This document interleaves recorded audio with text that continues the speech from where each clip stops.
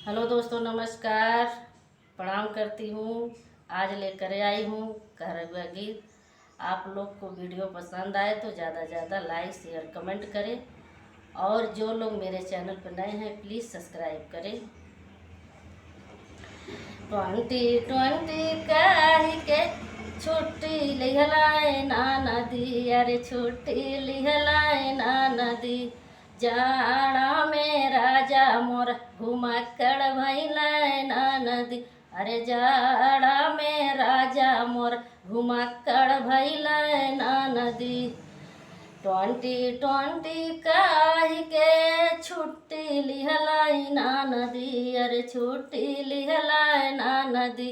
अरे जाड़ा में राजा मोर घुमक्कड़ भइलाए ना नदी, अरे जाड़ा में राजा मोर घुमक्कड़ भइलाए ना नदी। छोड़ी के नौकरिया हमारा भइलाए ना नदी, हमारा भइलाए ना नदी। छोड़ी के नौकरिया हमारा भइलाए ना नदी, हमारा भइलाए ना नदी। अरे दारुआ का ठीका वही पे ड्यूटी दिहलाई ना नदी, अरे दारुआ के ठीका वह पे ड्यूटी दिहलाई ना नदी। बातिया करेला जैसे बलेस्टर रे ना नदी, बलेस्टर रे ना नदी।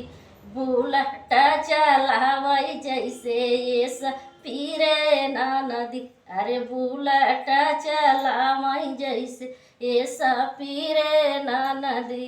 केतनो समझाई नाही समझाई रे ना नदी, अरे समझाई रे ना नदी। जे बाबा में लैके घूमई ना टीरे ना नदी, अरे जे बाबा में लैके घूमई ना टीरे ना नदी। 2020 कही के छुट्टी लिहलाए ना नदी, अरे छुट्टी लिहलाए ना नदी। जाड़ा में राजा मोर घुमक्कड़ भइलाए ना नदी, अरे जाड़ा में राजा मोर घुमक्कड़ भइलाए ना नदी।